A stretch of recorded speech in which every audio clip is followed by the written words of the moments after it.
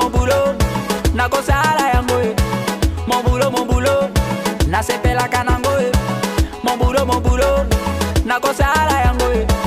Mon boulot, na sepela kanango.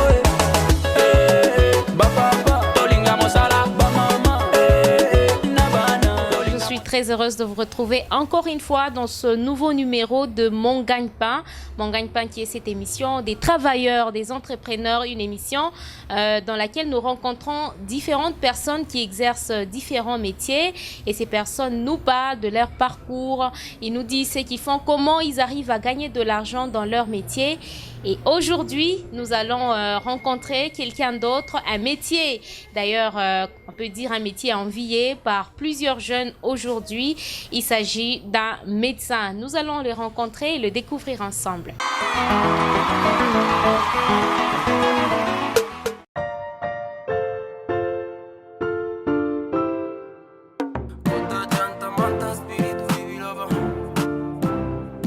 Comme je vous l'ai dit, nous allons aujourd'hui échanger avec le médecin. Il s'agit du docteur Toussaint Pouema. Docteur Toussaint Pouema, bonjour. Bonjour madame. Et bienvenue dans l'émission Mon Gagne-Pain.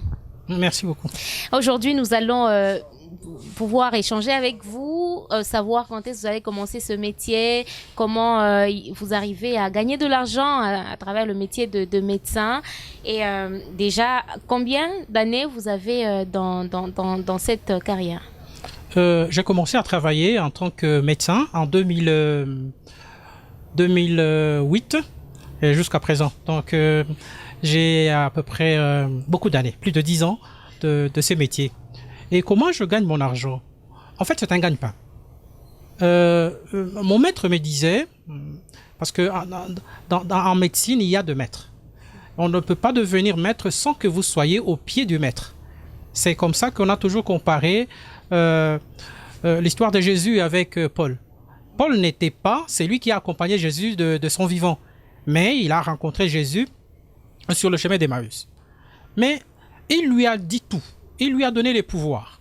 Mais avant de commencer son métier, il lui a dit « Va au pied de Gamaliel ». Et c'est Gamaliel qui connaissait la loi, qui lui a donné les directives, la théorie, comment pratiquer son métier. C'est la même chose pour nous, que dès que nous terminons, nous sommes au pied de Gamaliel. Et nos Gamaliel sont nos maîtres. Et donc, de cette façon-là, nous savons que d'une manière ou d'une autre, on gagne. On gagne quand même. Quand bien même nous végétons parfois, tout ça. Mais mon maître me disait ceci. Quand vous connaissez, quand tu te fais connaître, quand on connaît ton nom, quand on connaît ton sérieux dans le travail, eh bien on te cherchera. Celui qui connaît, on le cherchera. Que vous soyez des milliers, quand vous connaissez, on te cherchera. Et donc nous gagnons, mais à la limite de nos capacités, c'est-à-dire on ne va pas au-delà, parce que ce qui nous gère, c'est le serment d'Hippocrate.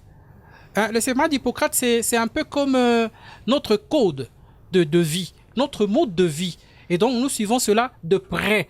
Donc on ne peut pas gagner au-delà de ce qui nous revient.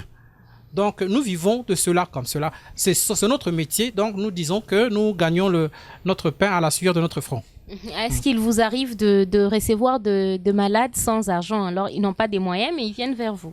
Oui, ils sont nombreux. Nous les appelons les indigents. Nous les appelons les indigents parce qu'en réalité, le métier du médecin, c'est un apostolat. À ça, il faut qu'on se le dise. Je dis même à mes élèves, je leur dis, au-delà de ce que vous pouvez recevoir comme bénéfice, comme gain, mais il faut avoir le cœur. En tout cas, en médecine, quand vous avez seulement votre intelligence, vous n'avez pas le cœur, vous n'allez pas faire long chemin. Parce que nous sommes, nous, Africains, nous, au Congo, nous, à Lubumbashi, nous sommes formés médecins, mais dans un pays pauvre. Pauvre, et vous verrez des gens qui viennent, vous voyez que vraiment vous devez le soutenir, mais il n'a pas l'argent. Et ça sont des indigents. Vous devez vous donner. Moi qui vous parle, j'ai eu à assister une dame. J'ai travaillé dans un centre. Alors, en passant, on me dit qu'il y a une dame qui est en train de mettre au monde dans la maison. Moi, je dis, au 21e siècle, est-ce que cela peut se faire? Alors, j'ai dit, amenez-la à l'hôpital, là où je vais, parce que là, au moins, je suis protégé. Alors, la dame avait beaucoup saigné et puis il y avait un cas de macrosomie, c'est-à-dire l'enfant était gros. Alors, comme on dit à Chouali, il est anajama. Et la femme a saigné sérieusement. On amène l'enfant, la dame à l'hôpital. En tout cas, elle avait beaucoup saigné et elle entrait déjà dans un tableau de choc. Mais connaissant moi-même, connaissant mon état sérologique, je me suis dit, prélevez-moi le sang comme j'étais donneur quand on a fait le test. Alors, moi, je dis, en tout cas, prélevez-moi le sang. Mais il s'est fait que le matin, je n'avais pas mangé. Quand on a pris mon sang, je suis tombé moi-même. Et quand on me réanimait là-bas, il me semble, je disais, vous devez donner mon sang à cette dame. L'enfant ne va pas mourir. Elle ne va pas mourir parce qu'elle a aimé. Parce que l'enfant, c'est le fruit de l'amour, normalement. Alors, quand on me réanimé, il me semble que cette dame-là, on lui a dit, le docteur qui a donné le sang ici, il est là, il a perdu connaissance. Et je le regrette jusqu'à présent, mais bon, je sais que Dieu nous payera. C'est comme ça que je dis que le métier de médecin, c'est vraiment un apostolat. Alors, la dame a répondu, et ça m'avait touché. Elle a répondu, si Kamana Koufoua, ce n'est pas moi qui lui avais demandé cela. Alors, c'est comme ça que je me suis dit, vraiment, ça, c'est un apostolat. Au cas contraire, donc, cette dame allait me décourager à ne pas aider les autres. En tout cas, dans notre métier, il y a beaucoup de cas que nous recevons comme des indigents. Beaucoup. En tout cas, aucun médecin ne peut dire, surtout dans nos conditions ici, aucun médecin ne peut dire qu'il n'a jamais aidé les indigents. Ça existe. On nous accuse à tort parfois. On dit non, pour toucher aux malades, les médecins ont besoin d'argent. Les médecins demandent d'abord l'argent. Les médecins demandent d'abord la caution. Je voudrais dire ceci. Le médecin, lui, il ne touche pas à l'argent directement. Parce qu'il y a toute une administration à l'hôpital. Il y a toute une administration. Il y a la réception et tout ça, tout ça.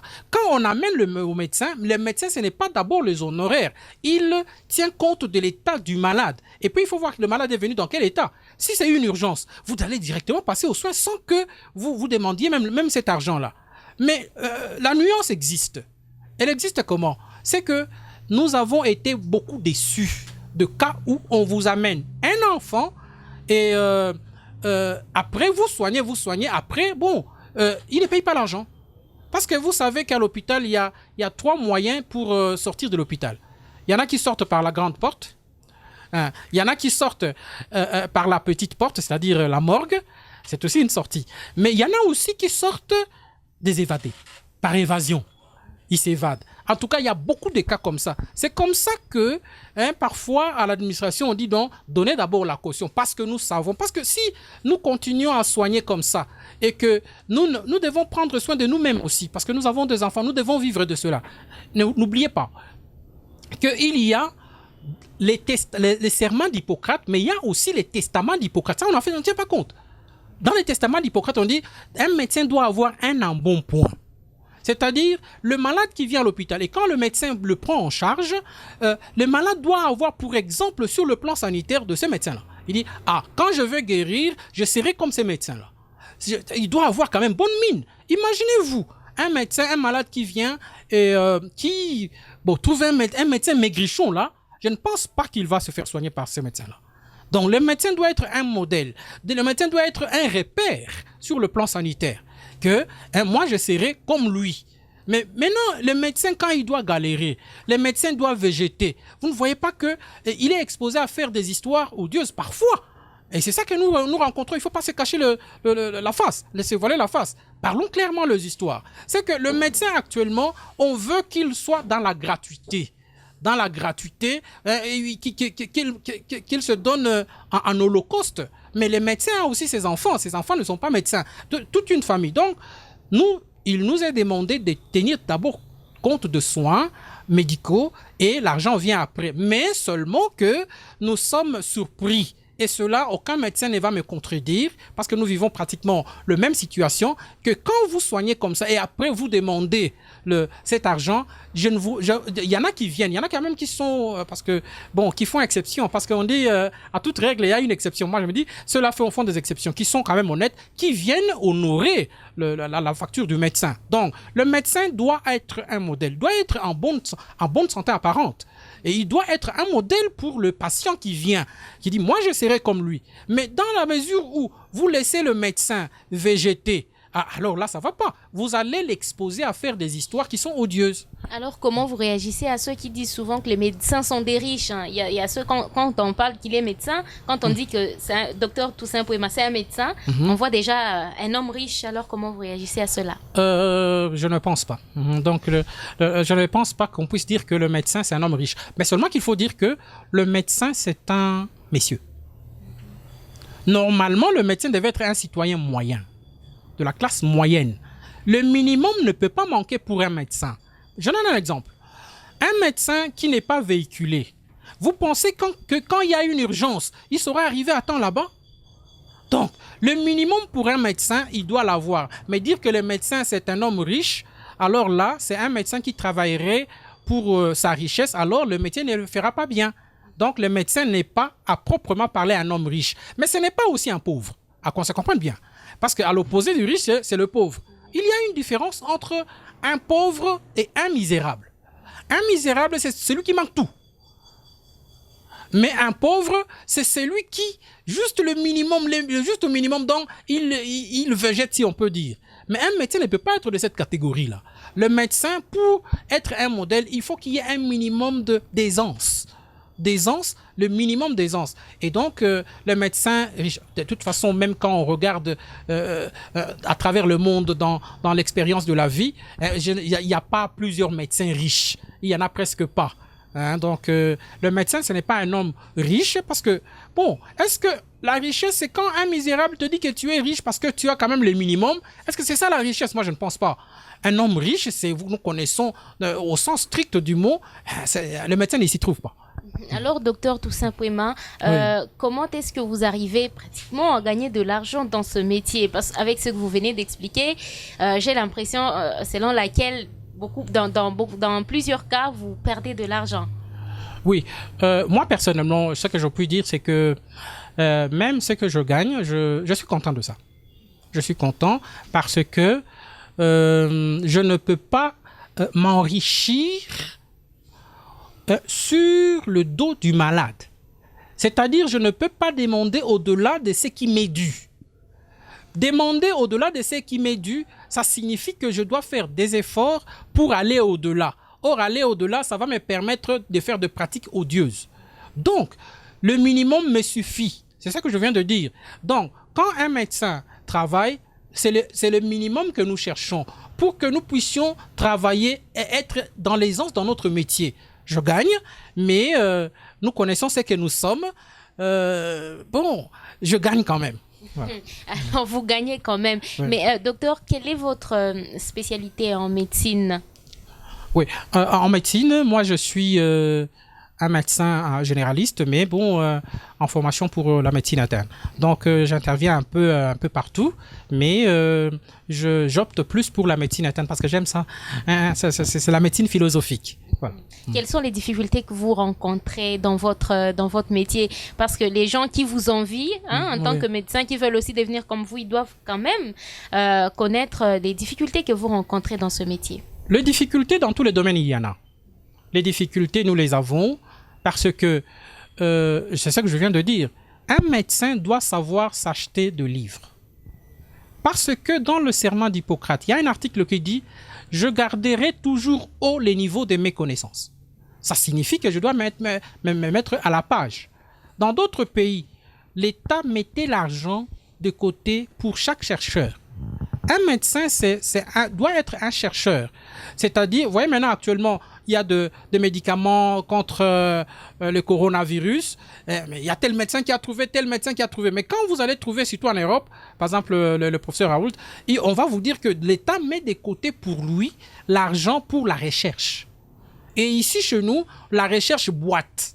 Il y a un ministère de la recherche scientifique. Ça boite.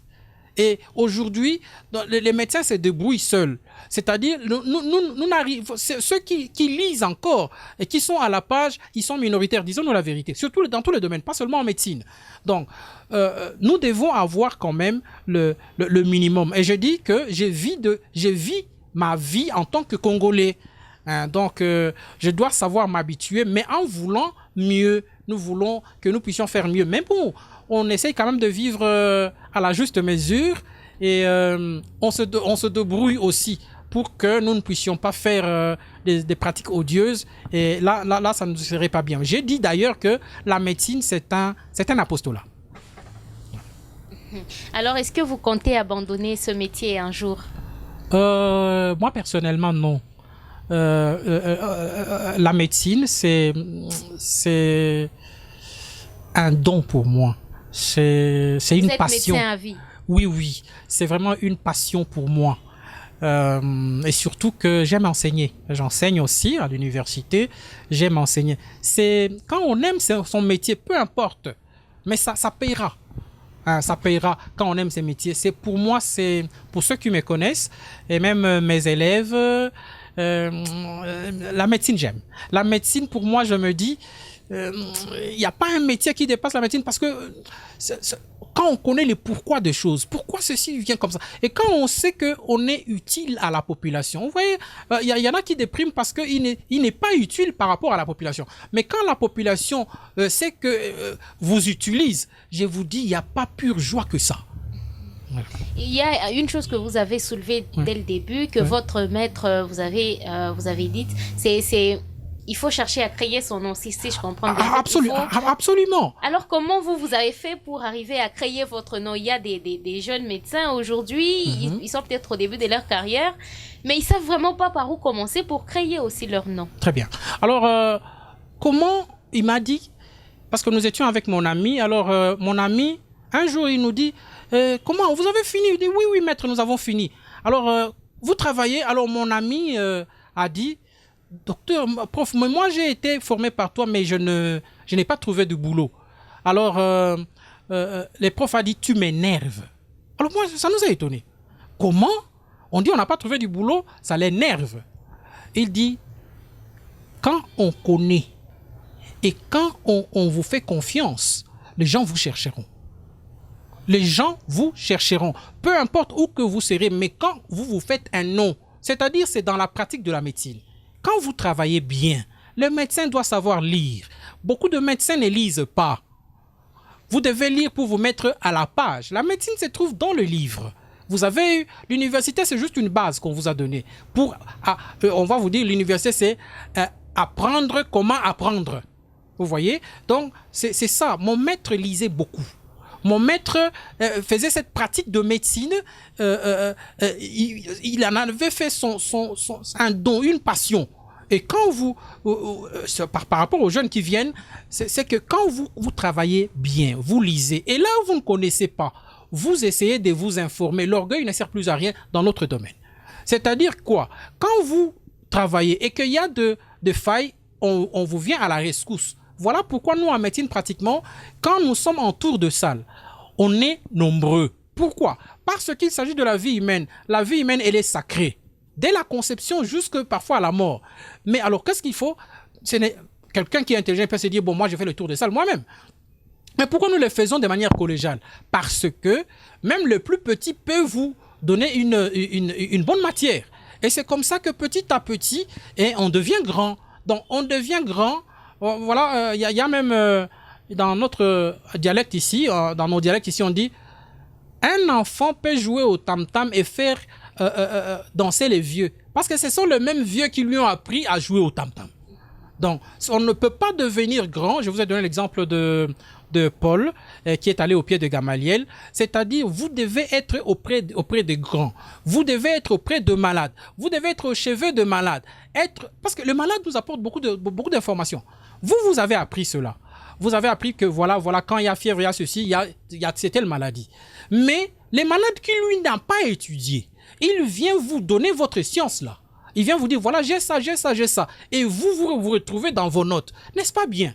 Donc, vous devez être à côté de malades pour apprendre beaucoup, parce qu'il y en a qui n'est pas, surtout les médecins stagiaires, vous le verrez, après les tours de salle, vous le verrez déambuler, parler de n'importe quoi. Mais vous devez vous mettre au chevet de malade. Et là où vous ne comprenez pas, c'est alors que vous allez demander au maître. Mon maître, lui, il faisait, c'est le professeur Motamba, qui son âme repose en paix, qui était le plus grand, qui était parmi les grands chirurgiens d'ici.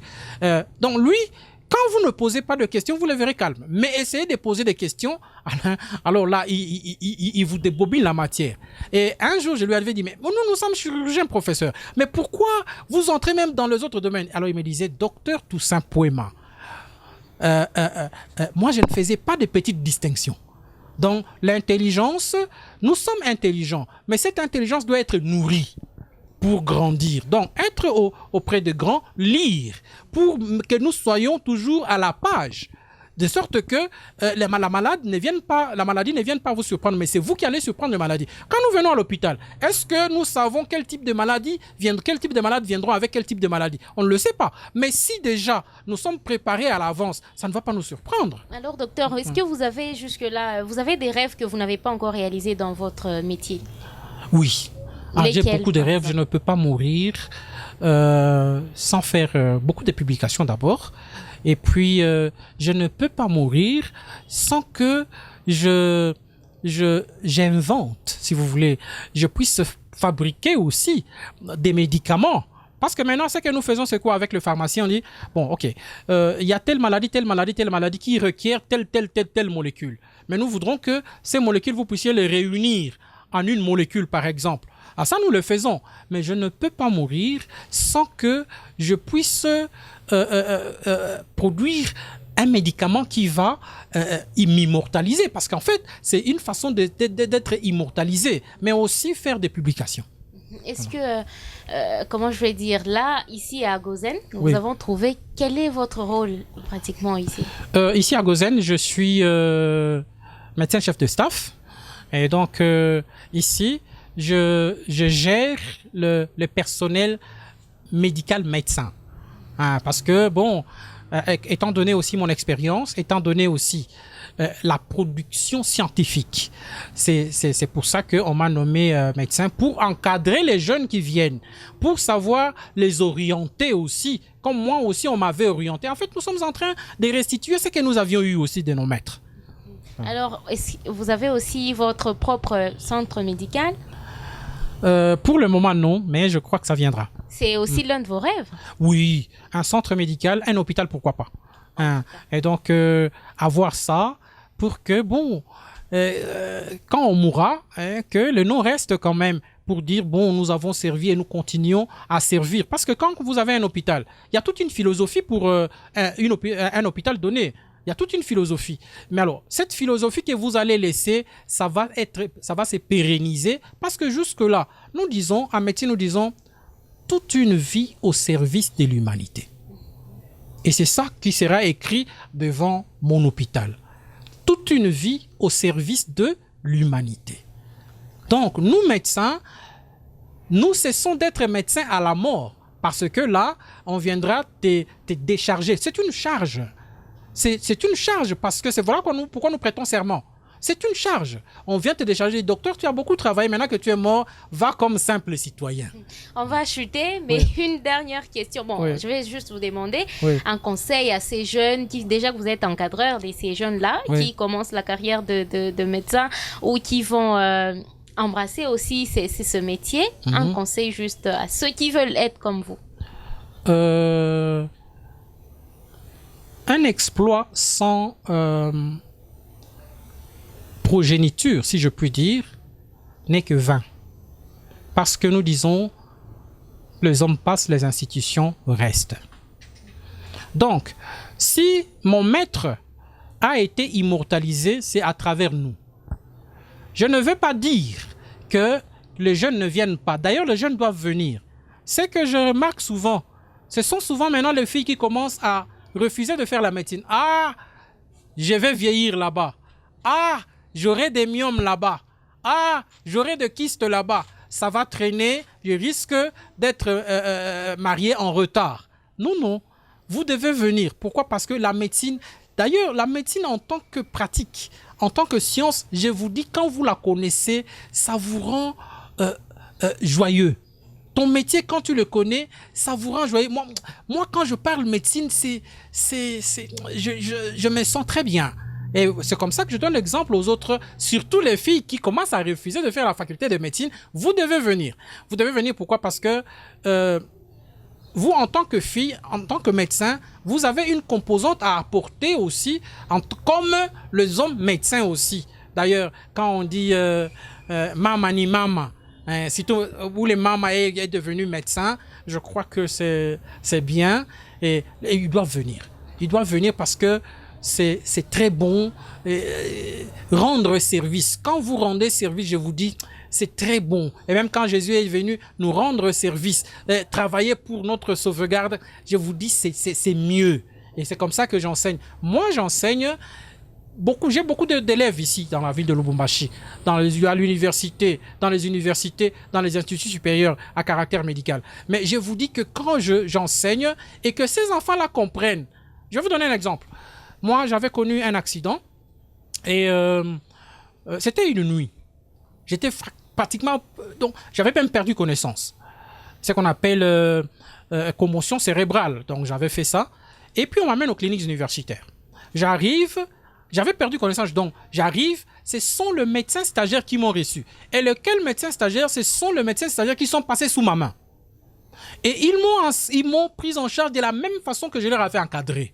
Et le matin, quand je me suis réveillé, j'ai vu tout autour de moi mes élèves. Alors, j'ai dit que je suis heureux. Je crois que je suis, une fois de plus, payé. Alors, ils m'ont dit quoi? Maître, nous t'avons soigné tel que tu nous avais enseigné. N'est-ce pas une joie? En tout cas, ce sont aussi les avantages de votre métier. Là. Absolument, absolument. Docteur, tout simplement, merci d'avoir accepté notre invitation. Merci beaucoup.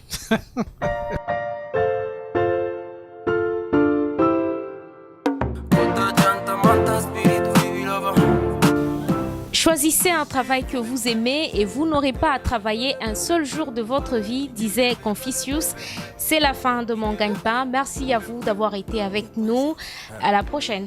Baby girl, nakei Kolukavi.